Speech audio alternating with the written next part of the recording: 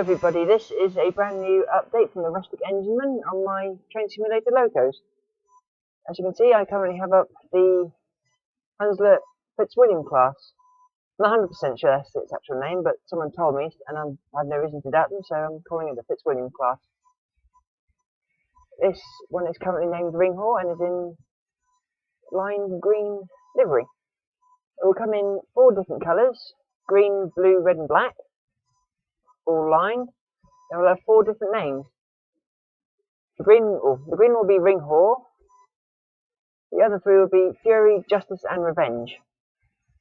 At the minute I might change those at a later date, but at the minute that's what they're called. The engine is an 060 tank engine. The saddle tank is quite small, but it is a lovely engine. I've worked on Ringhall a couple of times at the Norfolk Railway, and it's a little firecracker of an engine. I absolutely adore it. It's one of my favourites of the fleet. Mainly because it's small, but I think this type of engine is quite pretty. They're mainly used in industrial complexes like quarries, factories, etc. And they're jack of all trades. They can do pretty much anything you need them to. In the modern day, R1 Ringhall can pull up to 6 coaches, Mark 1s. Although it does make it a bit tough on the crew obviously because of the heat in the cab. But I think they're just as good. I think they're better than any big engine because they can get around tight bends. There's big things such as 9Fs can't.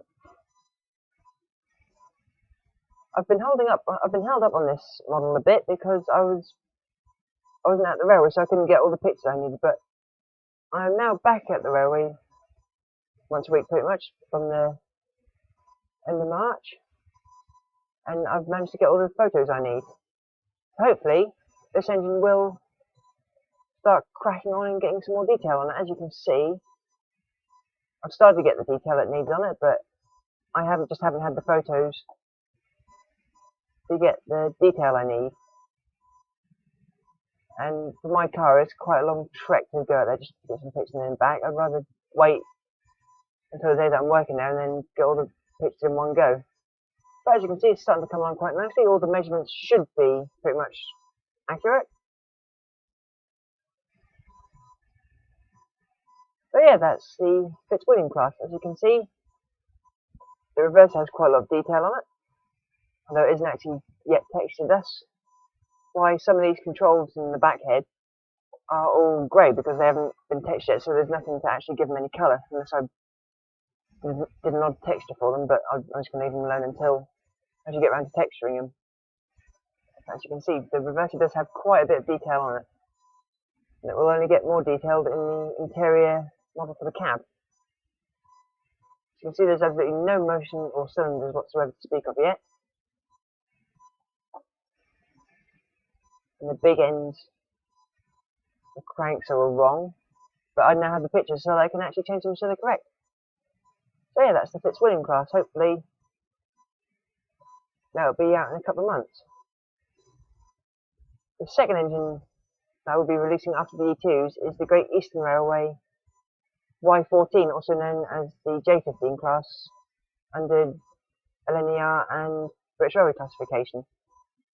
This is my absolute favourite engine of the Norfolk Railway, which is why I've chosen to model it. As you can see, it's got a lot of detail on it. The only thing wrong with it is the cab wall texture, which I think I accidentally mucked up when I did the cab model, which was at the time using the same texture, but that's an easy fix. Shouldn't take too long to do. And the wood seating, but again, easy fix, only take about 5 minutes to do. This engine has full motion, which I think is accurate to the actual engine, I think. And if it isn't, it's very close to it. A lot of work has gone into this model, as have all my other models.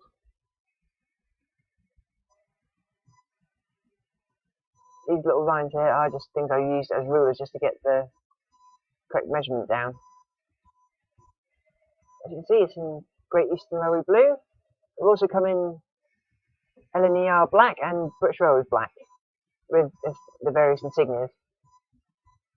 And one thing I will have to do for the other NIA and British Railways version is change the chimney to the type that it would have had, because at the minute it's a stovepipe chimney, and add the plate that raises the roof of the cab, because as anyone who knows of this class will know,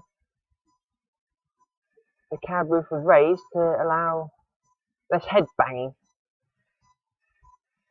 from the crew, which I imagine that's a bit of a point of contention with some of the taller people, but I'm fairly tall and I don't have any problem with it when I'm on the actual one, so don't know what they're moaning about. Anyway, this is one of my favourite engines of all time. As you can see, it has a nice set of lamps. And yeah, it's just the exterior modelling is all done. Just need to get it exported and the animation's working properly, because I think the first time I tested it, the motion was acting quite peculiarly. Yeah, that's the Y14 model. It can also be the J15, obviously. I call it the Y15 sometimes, just because some people at the railway are annoyed. Some people say, oh, we spent all this money making it into the Y14, you have to call it the Y14. I call it the J15 normally. That's what I've always known it as, that's what I'll always know it as. And it's easy to say, it rolls off the tongue more easily. A nice continuous sound. Anyway, enough of that nonsense. This is the cab model. As you can see, all of the non-essential stuff for it has been taken off, including the front of the smoke box and all of the other non-essential gubbins. No motion, no frames, no shatter or anything. Just the inside, because all you're going to see is the area inside here. Obviously the tender will be behind it. Yeah, this is Y14's cab, which I pretty much finished today. Just need exporting and putting into Train Simulator and all the controls setting up. And the sounds for this one have already been done, so hopefully, once I've got my end done, it shouldn't take too long to get it into Train Simulator and release. Obviously that is an optimistic way of saying it, because I have no idea how long it takes to get the sounds done. But I think the cab's looking quite good. Just need to figure out what the 3 gauges on the cab front mean. The far left one is boiler pressure, so I know what that one does. But they're all something to do with the brakes, but I haven't had enough experience with this engine to actually know what they do off by heart yet. That one I think is the steam pressure.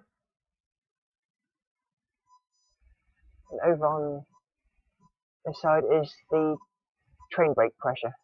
That's the blower just there. Because there are actual pictures of, because this engine actually exists, I've been able to go into far much more detail than I was unfortunately with the E2. As you can see, all the pipes, all of these were, I think I've got about 200 to 250 pictures of the engine. And they've all just been used to get as much detail as I can onto this engine because, as I said, it's one of my favourites, so I want to do it justice. Which included a lot of pictures of just the pipes and the brake setup. That was a nightmare to do. But that's all done now. As you can see, it looks quite nice. As some people call it, the Great Eastern cab wall colour was baby vomit yellow. But I think it's quite nice. I think it's quite a nice shade of yellow. For the cab, it makes it stand out from other engines, which are usually cream or whichever colour the engine is, or black. I think it looks quite nice. Just a question of keeping it clean, so it keeps that nice sheen to it. But this is the animation for all of the controls. As you can see, there's quite a few.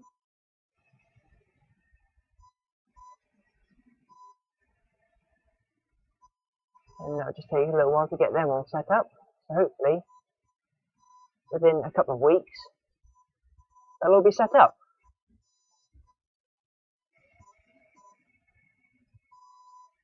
So I think that's everything I need to say about the engine. Oh, one more thing about the Y14.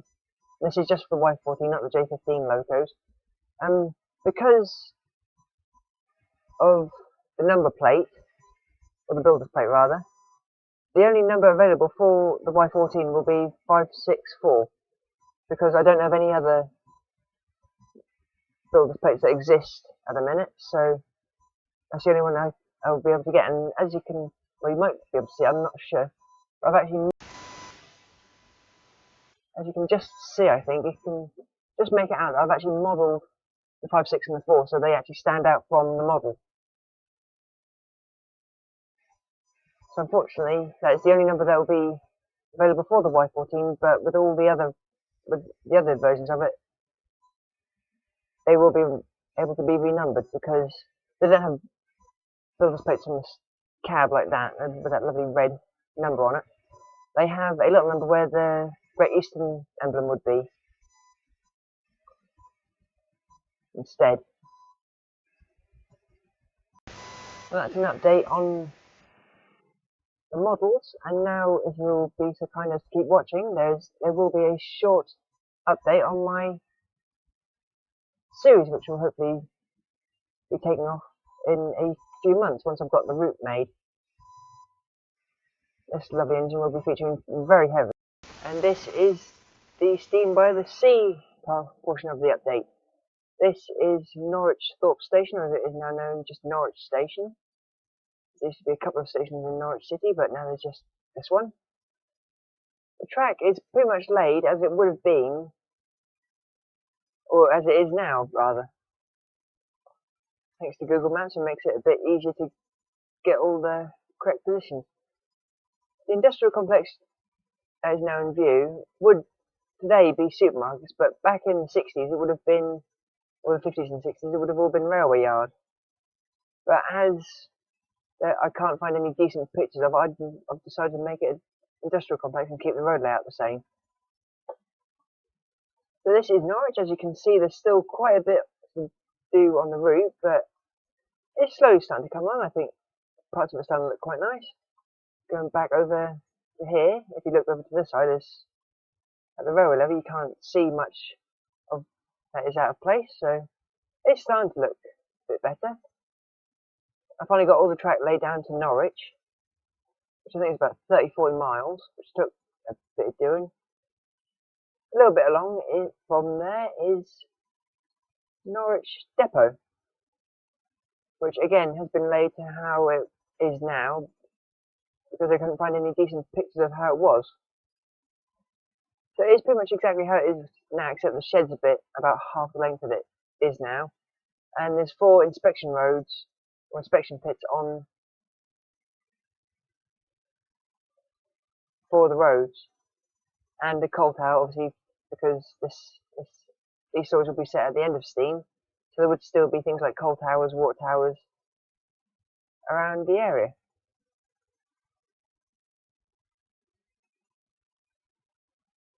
I think we'll just run an engine a little ways up the line from here, just so we can see how it looks. Obviously, there's not that much there, but it's starting to come together, as I keep saying.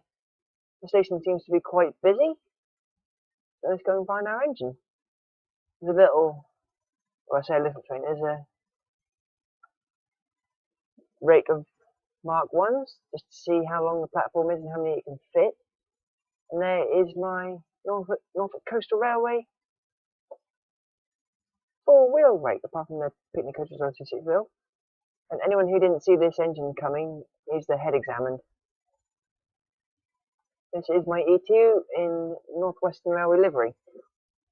And as I've said before, unfortunately there won't be any E2s in this livery in the pack because of its copyrighted nature, and I don't want to get sued. But then I don't think anyone would want to get sued. See, I think this is one of the best liveries for it. As you can see, there's no smoke box door on it, and I'll show you that in a second. One thing I'm quite happy with on this engine is the Northwestern on the side of the tanks. I think that looks quite smart. Now to show you why this engine doesn't have any smoke box door on it. As you know, with some content you can change the lamps, which you can do with this engine. I'll just show you like that. Give it the right head cover for this trip. But also, because I've made this engine myself, I can alter the controls and give it faces. There's a small range of faces. As you can see, they don't have any eyes in them because that is connected to a different control. So that instead of having to have loads and loads of different expressions with eyes in each position, I can just change them with a separate control. As you can see. So I think we'll go for, and as you can see, if you, there we go, if you don't do them properly, they go a bit odd. Would have been put one at a time rather. And there is without a face at all, just the eye. As you can see, I haven't modeled the inside of the smoke box. Because what would be the point unless I was doing the controls that let you clean it out. Which I think it's the 4MT has it from Just Trains. I think that has that capability, but I think that's for an advanced mode, and I'm still learning how to do all this, so I've kept it fairly simple. Right, let's just take in for a little saunter up the line. Just get into full forward for the off. For some reason this engine doesn't work quite right. You can see the cylinder cocks aren't working. But that's probably an easy fix. I can just do that whenever I want. This engine won't be for release, it's just for my own private use, so not the worst thing. Still runs nicely.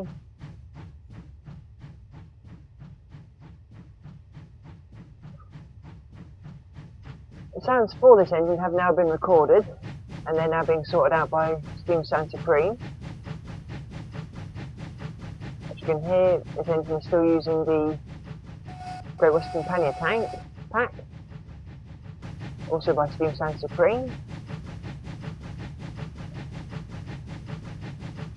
And I can't wait for the E2 sound pack because the engine used for the sound pack is the E4 locomotive, which is also worked on the London Brighton South Coast Railway. I can't wait to hear how that sounds, especially the whistle. I always like hearing a new whistle.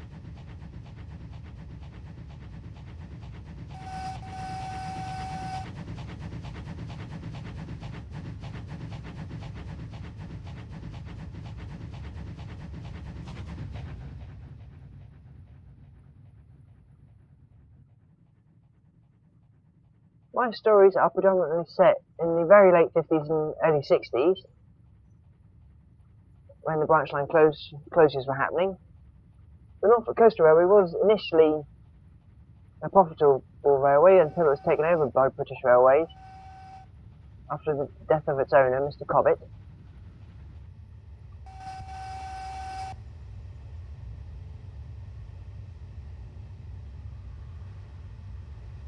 And after they took over, things have started to go wrong.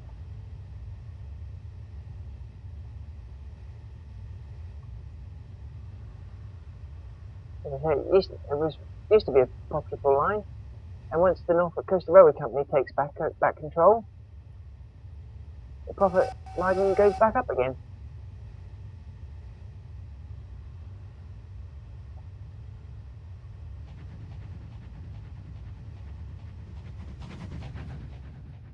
It's a little bit of the countryside. This is one of the things I really like about train simulators. I think they've got it in Trains a New Era, but as we all know, I gave up on that just after it came out. There's one thing I really like is the reflective water. It looks fairly realistic, and I think it just gives it that little element of extra character to have reflections there.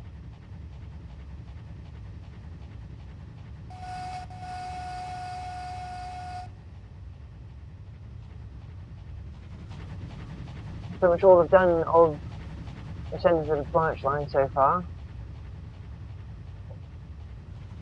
So in a second we'll just nip up to Cromer and see the improvements that have been happening up there. Talk a bit more about the coach while up there as well.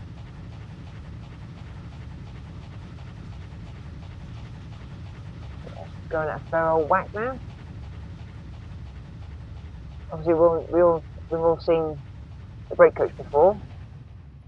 I finished that a while ago, so nothing new to report on that.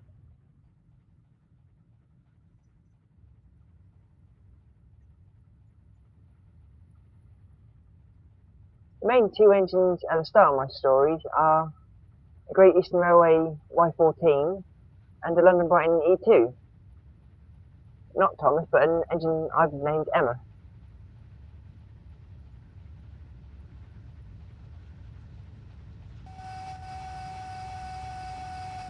She's owned by the Johnston Quarry Company, but at some point in the story she becomes part of the Norfolk Coastal Railway's fleet. I say fleet, when she joins it's only her and the Y14 named Jerry.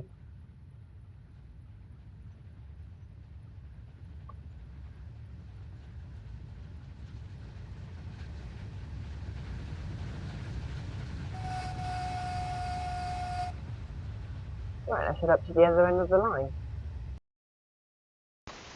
And here we are at Cromer.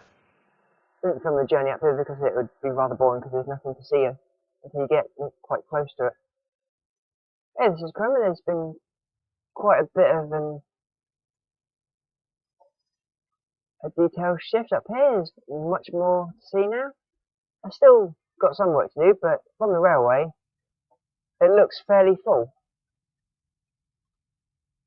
I'm starting to be quite happy with how it's looking. Obviously, there's still some work to do, and there's obviously more work to do on this end, on the far side of the town, because the railway runs through it. So we're going back to Thomas again, because that's the engine I've got on the train at the minute. I only finished working on him a couple of days ago, so I've been mucking about with him, having fun. Put some eyes in his head. A smoke box around. If we do it quick enough, you don't see the eye positions disappear. I don't know if it is possible. One thing I would like to do is change it so that their eyes are animated, so they animate to the next position rather than. But that's something for a different day. Anywho, we might as well get going. There's no point in hanging about.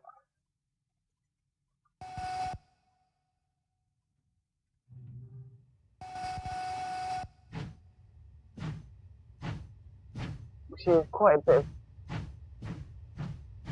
goods traffic in the yard. That's because this railway thrives on this goods business, freight business. So there's a lot of warehouses around the railway.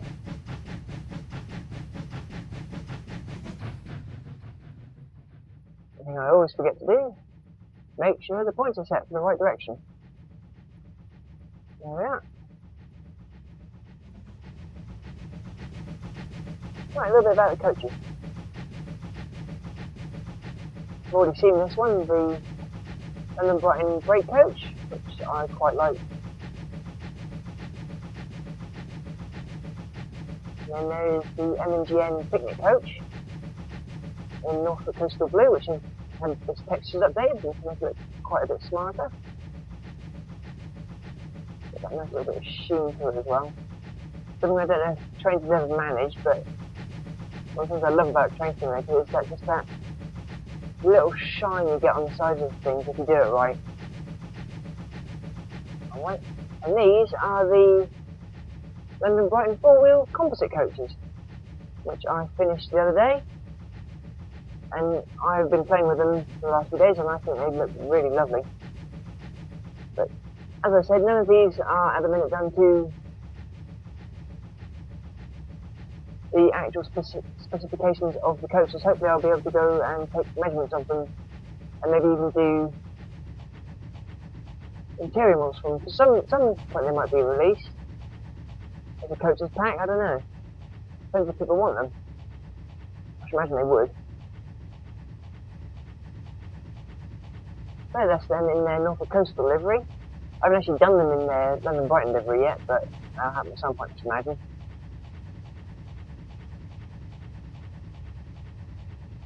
These coaches came to the railway with Emma, who, along with Thomas, was damaged in World War I, and rather than being scrapped, the two engines and the coaches were sold for nominal fees to get them off the books rather than have to sort it out, because they weren't actually that badly damaged, but well, these coaches were going to be scrapped anyway, but the manager at the time liked them and didn't want to see them go to a breakage yard, so he sold them for a nominal fee to Mr. Johnston, who Emma was sold to. He was a friend of his.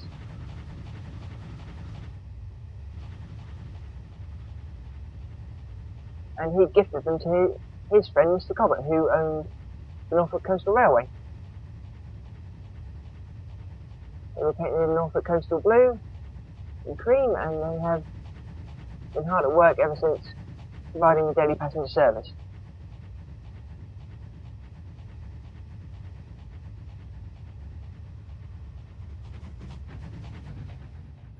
I'm hoping at some point to have a set of bogie coaches as the second set of coaches for the railway, which will probably be reskins if I can get someone to do them.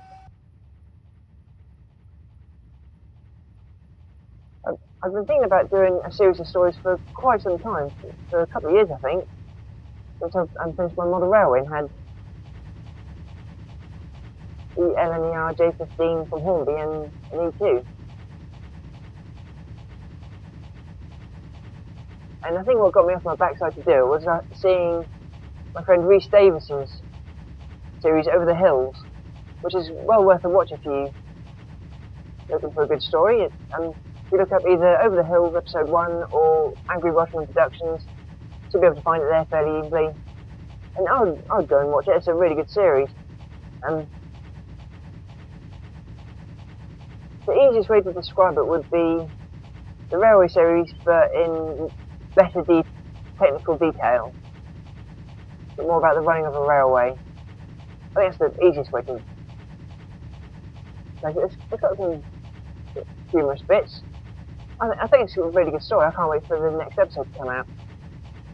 And I don't know when he's going to put them on, but somewhere in the future, Rhys is going to put photos that I made for him on his characters.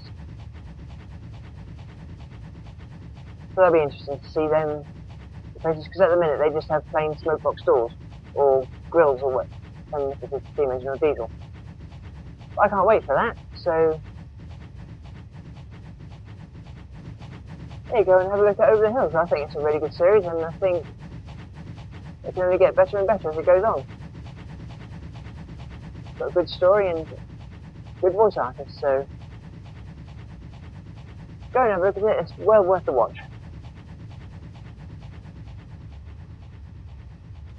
And if you get a chance, watch some of the races he does as well, because they are very funny sometimes, although they do sometimes have a bit of language in them, so if you're a bit younger, then don't watch them, because there is sometimes quite a bit of swearing. This station needs to be changed, because I did it for the 70s and they've got flares on.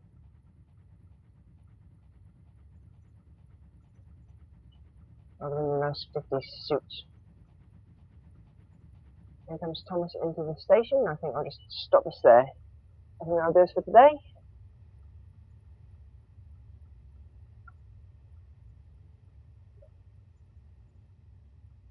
So this was my update for the Rustic Engineman train simulator models, and for my series Steam by the Sea.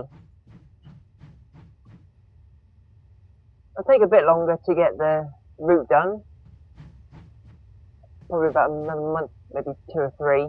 Don't know, it depends how much time I get to spend on it between doing the models and doing my actual work.